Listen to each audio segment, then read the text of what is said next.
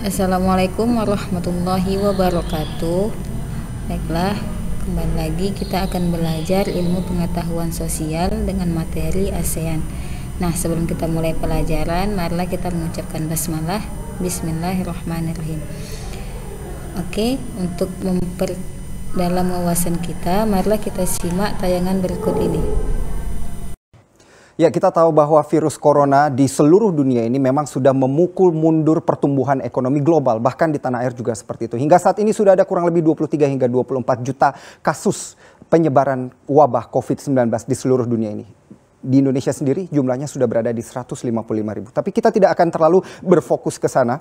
Karena kita akan melihat negara ASEAN yang mana yang sebenarnya tertangguh untuk menghadapi resesi. Karena ada satu negara nih ya, kalau kita tahu di negara di Asia Tenggara, ada satu negara yang ternyata hingga saat ini bahkan pertumbuhan ekonominya secara year on year belum berada pada level minus atau level kontraksi.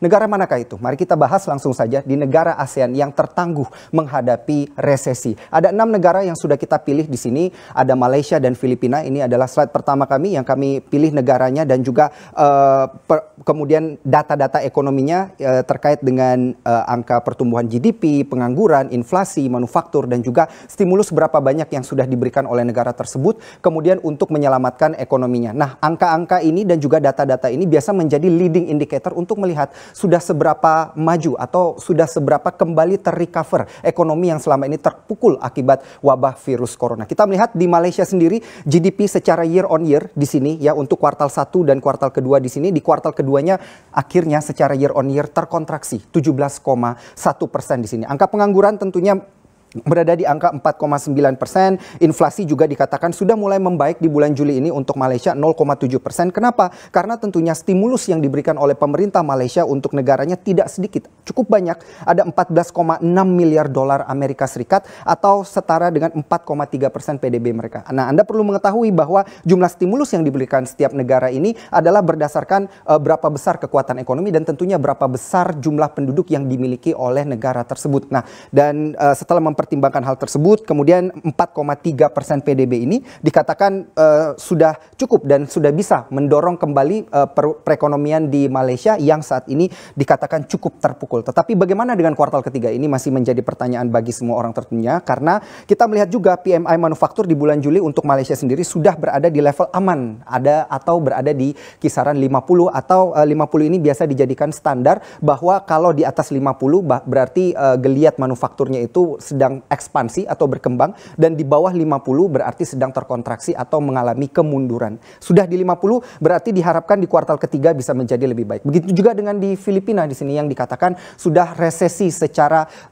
keseluruhan di sini, karena secara year on year GDP kuartal satunya minus 0,7% dan di kuartal kedua minus 16,5% di sini. Berarti Filipina sudah resmi resesi dan angka penganggurannya pun dikatakan cukup tinggi, 17,7% dan inflasinya 0,5%. Apabila dari Malaysia sendiri wabah COVID-19 ini memukul kemudian angka CPO yang menjadi salah satu pendapatan dari Malaysia, di Filipina sendiri ini yang menjadi leading pendorong ekonomi daripada Filipina adalah pariwisata, di mana ini kurang lebih mendorong 10 hingga 20% perputaran uang di Filipina, sehingga begitu COVID-19 terjadi di negara Filipina, maka secara 2 kuartal berturut-turut year on year Filipina terkontraksi. Manufakturnya saat ini sudah dikatakan cukup membaik di data terakhir di bulan Juli 48,4 dan juga stimulus yang dikeluarkan lebih kecil daripada Malaysia, 3,1% dari PDB, yaitu 12,01 miliar dolar Amerika Serikat. Inflasi dikatakan saat ini berada di atas 0 atau masih ada daya beli di sana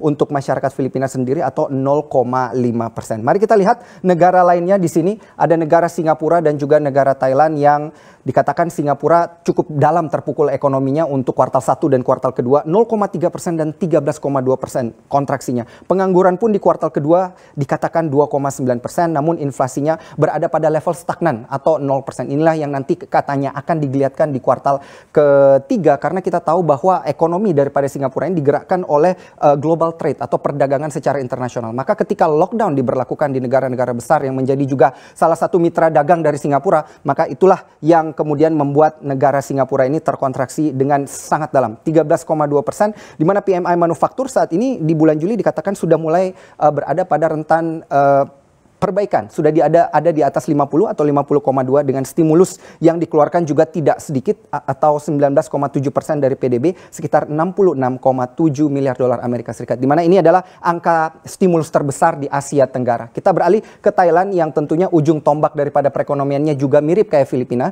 yaitu pariwisata. Dan ketika pariwisata ini terpukul, tentunya langsung berdampak kepada pertumbuhan ekonomi di Thailand. Terkontraksi secara year on year 2% di sini untuk kuartal 1 dan kuartal kedua 12,2%. Pengangguran berada di angka 1%, inflasi 1,56%, PMI-nya sayangnya belum sampai ke angka 50 karena pariwisata masih ditutup di sana 45,9 dan juga stimulusnya di sini 9,6% dari PDB atau sekitar 48,19 miliar dolar Amerika Serikat. Sekarang saya bawa Anda ke negara kita sendiri, ke tanah air Indonesia. Bagaimana pertumbuhan ekonomi di Indonesia sendiri? Untuk Indonesia, GDP tentunya secara year on year masih selamat 2,97% didorong oleh daya beli masyarakat yang berkontribusi sekitar 57% untuk kuartal pertama dan juga sayangnya di kuartal kedua karena PSBB baru diberlakukan di sekitaran bulan April, akhir Maret hingga April di sana, kemudian ini memberikan kontraksi 5,32%. Dikatakan kita ini memang beruntung dibandingkan dengan negara-negara lainnya yang terkontraksi secara double digit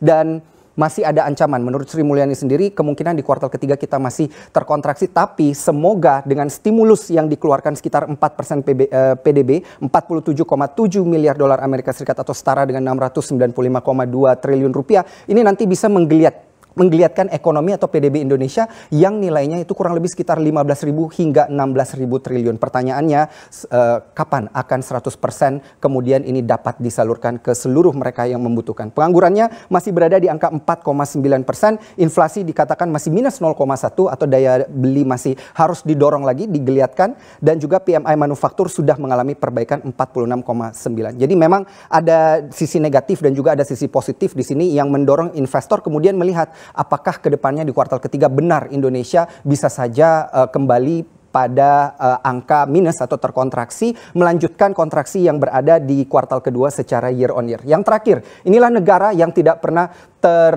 yang tidak dalam tahun 2020 ini tidak pernah terkontraksi kita bilangnya, namun sudah mengalami penurunan yang sangat signifikan. Pertanyaannya, GDP Vietnam di kuartal ketiga apakah akan menjadi terkontraksi? Karena kita melihat di kuartal 1 ada di kisaran 3,82% dan di kuartal kedua menurun menjadi 0,36%. Tentunya ini tidak diharapkan ya bagi negara mereka sendiri di kuartal ketiga untuk berada di rentan koreksi. Karena angka penganggurannya di sini dikatakan cukup terjaga di 2,73%, masih ada inflasi dan juga daya beli di negara mereka walaupun tidak banyak 0,4% dan PMI manufakturnya pun ini sudah mendekati kembali ke angka 50 dan juga stimulus yang digelontorkan di sini tidak sedikit 11,65 miliar dolar Amerika Serikat. Yang menyelamatkan Vietnam ini yang menjadi menarik, yang menyelamatkan Vietnam adalah pada saat itu wakil Perdana Menteri dari Vietnam sendiri mengatakan bahwa pengetatan dilakukan dari awal tahun semenjak 17 Januari 2020 sehingga ketika lockdown diberlakukan di seluruh negara-negara maju dan berkembang di sini tidak terlalu berdampak pada Vietnam dan juga penyebaran di Vietnam sendiri pun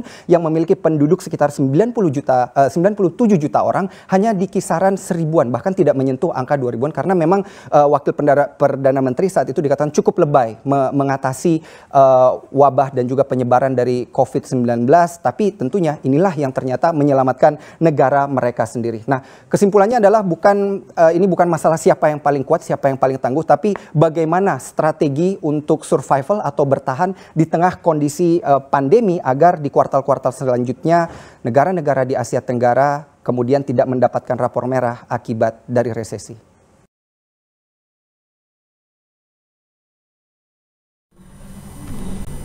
Nah, baik, setelah sama-sama kita menyimak video tersebut, silahkan tulis tanggapan kalian mengenai video tersebut. Selamat mengerjakan. Oke, sampai jumpa di pertemuan selanjutnya. Terima kasih. Wassalamualaikum warahmatullahi wabarakatuh.